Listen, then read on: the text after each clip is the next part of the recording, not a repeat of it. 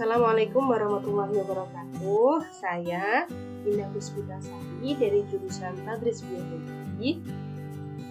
Ini mengajar bersama-sama kita belajar tentang pewarisan sifat. Oke, let's go.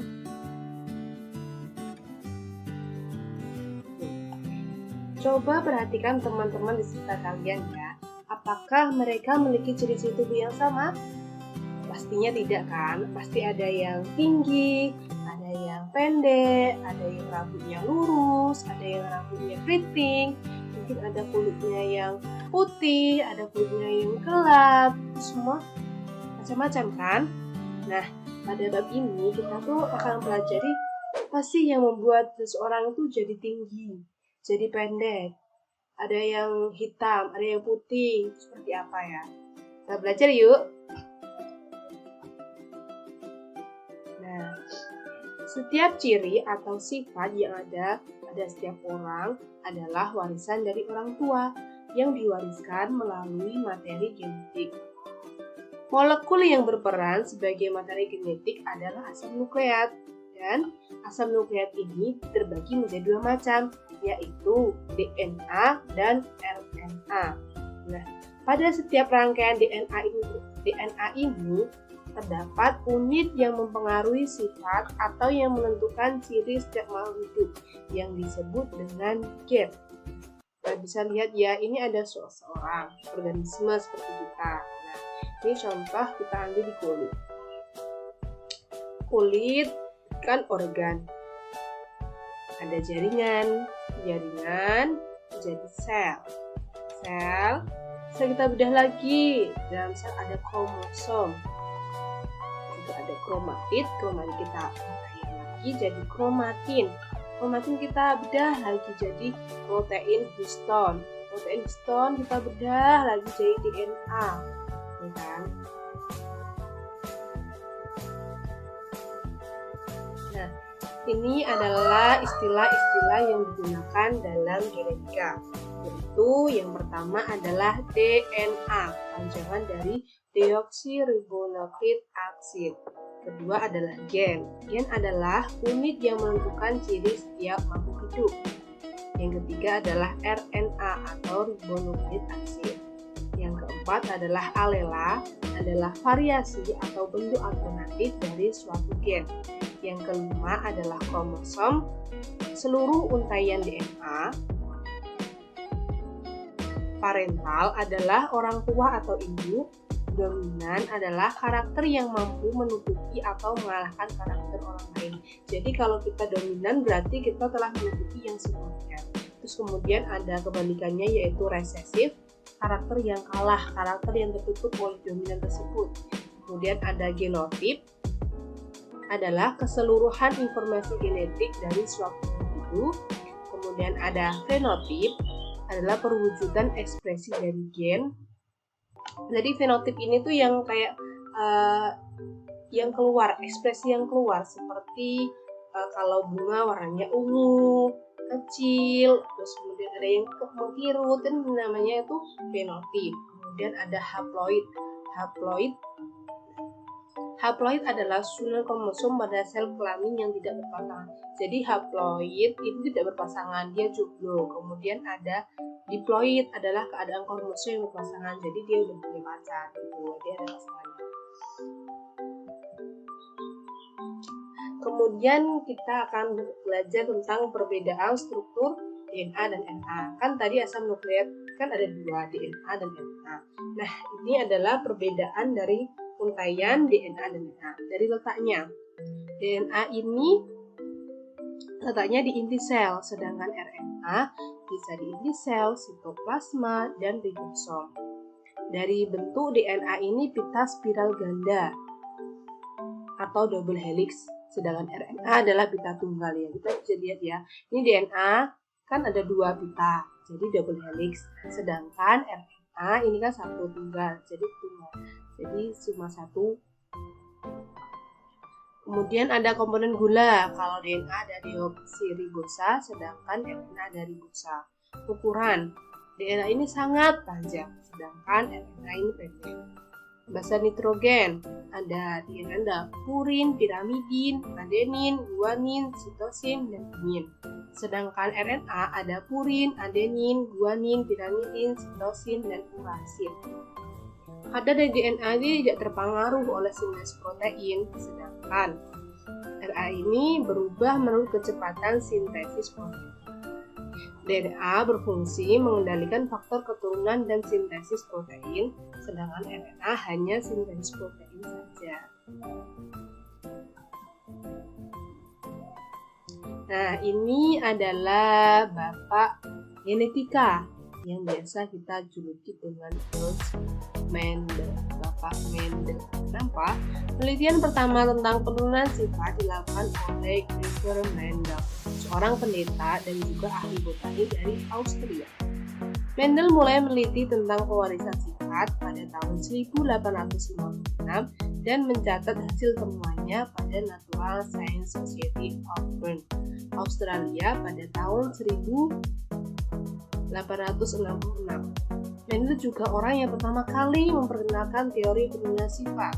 Teorinya dikenal dengan hukum Mendel. Nah, karena jasanya tersebut inilah dia dijuluki sebagai Bapak Genetika. Nah, Mendel melakukan dua jenis persilangan. Pertama, Mendel menyilangkan sapi dengan satu sifat beda yang dikenal dengan persilangan monohibrid. Karena satu jadi namanya monohibrid. Dan kedua, menyilangkan Capri dengan dua sifat beda yang dikenal dengan dihibrid. Kan di itu artinya dua, jadi dua sifat beda. Sekarang kita belajar tentang persilangan monohibrid, satu sifat beda. Mendel mengemukakan rumusan yang disebut hukum satu Mendel atau disebut juga hukum segregasi.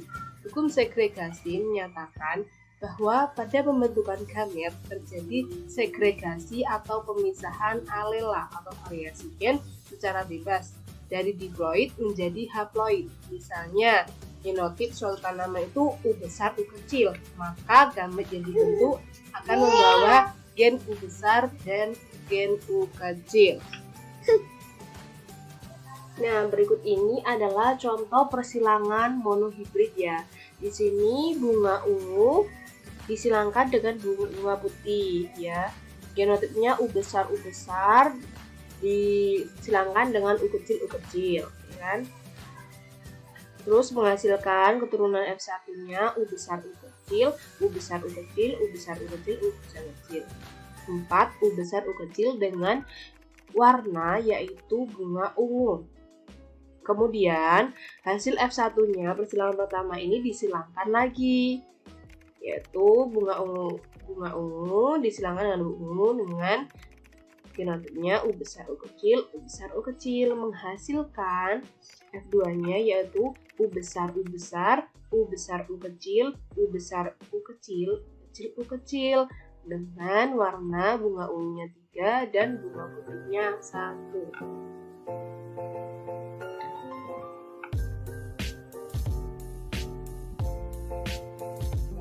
Nah, sekarang kita belajar tentang persilangan dihidra atau dua sifat beda. Selanjutnya, Mendel melakukan persilangan kedua, yaitu antar sesama keturunan pertama, yaitu B besar B kecil, K besar K kecil, disilangkan dengan B besar B kecil, K besar K kecil. Apakah persilangan kedua akan menghasilkan keturunan yang sama dengan persilangan pertama? Jika genotip induk adalah B besar B kecil, K besar K kecil, maka kemungkinan gamet yang terbentuk adalah B besar K besar, B besar K kecil, B kecil K besar, dan B kecil K kecil. Sifat biji bulat dan berwarna kuning merupakan sifat dominan, sehingga setiap genotip dengan bentuk B besar B besar, K besar K besar, B besar B besar, K besar K kecil, B besar B kecil, K besar K besar, B besar B kecil, K besar K kecil akan berbiji bulat dan berwarna kuning. Karena tadi kan sudah disebutkan bahwa sifat dominan, jadi lebih banyak nanti ya. Untuk lebih pahamnya, ini adalah contohnya, yaitu biji bulat kuning dan keriput hijau, B besar, K besar, K besar, B kecil, K kecil, disilangkan, dikawinkan, menghasilkan B besar, B kecil, K besar, K kecil, bulat kuning. Kemudian hasil F1-nya, persilangan pertama ini disilangkan lagi, menghasilkan gamet B besar K besar, B kecil K besar, B besar K kecil, B kecil K kecil, ini juga sama ya. Terus disilangkan menggunakan kotak ini.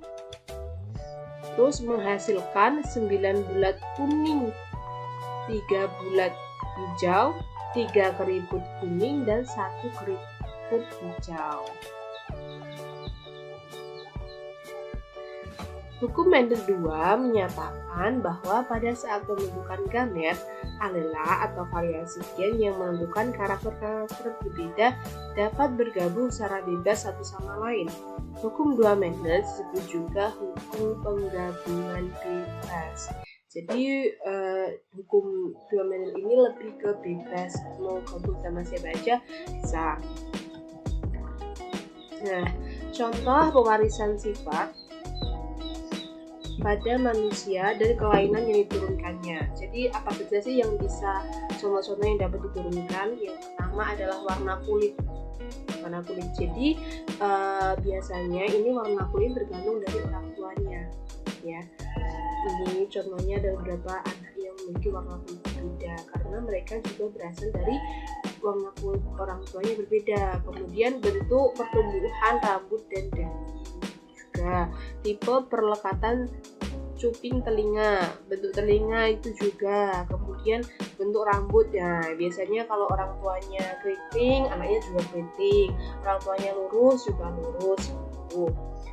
Kelainan pada manusia yang diturunkan, ini adalah penyakit-penyakit yang dapat diturunkan dari orang tua ke anaknya. Yang pertama adalah albino, ya seperti ini ya. Jadi albino ini bisa diturunkan. Apabila soal karier pun juga bisa menurunkan. Kemudian buta warna dan juga hemofilia. Hemofilia ini adalah penyakit yang darahnya suka membeku. Jadi susah untuk membeku. Jadi susah untuk stop dulu. Kayak tetap mengalir terus gitu. Susah untuk membeku dan membentuk luka. Terus peran genetika dalam kehidupan manusia, yaitu genetika berperan penting dalam membantu manusia menyikapi masalah penyediaan bahan pangan. Penerapan genetika memungkinkan manusia untuk merakit bibit unggul pada bidang pertanian dan peternakan sehingga dapat menghasilkan bahan pangan yang diperlukan manusia. Contoh, ini adalah padi-padi dengan varietasnya. Ini yang lebih tahan lama, lebih besar. Terus kemudian ada padi pun juga. Terus kemudian kalau dalam bidang peternakan tuh biasanya ayam broiler yang biasa untuk menetaskan telur seperti itu. Terima kasih sudah ikut belajar dengan saya. Kurang lebihnya mohon maaf. Assalamualaikum warahmatullahi wabarakatuh.